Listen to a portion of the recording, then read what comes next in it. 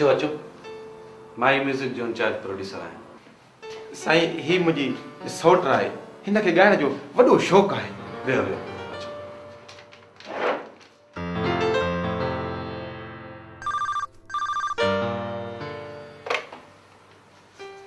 Hello radio Pakistan जी अदा। न अदा न अहिड़ी का बि ॻाल्हि न आहे।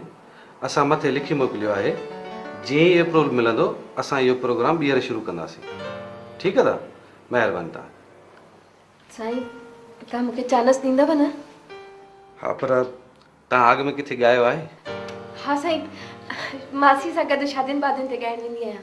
पहिरियों आवाज़ ॿुधोसि, रेडियो में भली आवाज़ भरियोसि, पोइ भली इंसाफ़ करियो। ठीकु आहे, तव्हां हाली स्टूडियो में ऑडिशन ॾियो। ट्यूशन? साईं इहो ट्यूशन छा आहे? तव्हां मूंसां गॾिजी हलो स्टूडियो, तव्हां रुॻो ॻाए ॾेखारियो। असांजो साहिबु अव्हांजो आवाज़ु ॿुधंदो, जेकॾहिं हुनखे आवाज़ु सुठो लॻियो तव्हां पास थी वेंदो। साईं पोइ मुंहिंजो आवाज़ु रेडियो में हलंदो न? हा हा ज़रूरु हलंदो।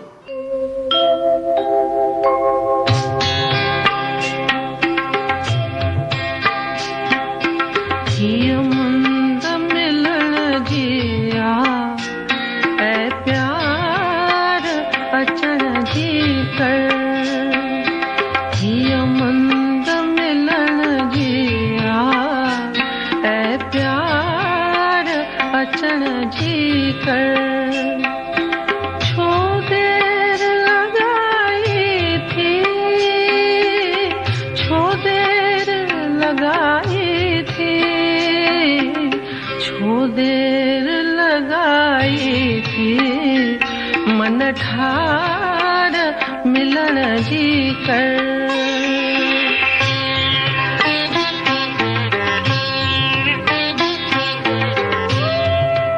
सलीम साहब, छोकिरीअ जो आवाज़ त ॾाढो सुठो आहे, पर पर छा सर?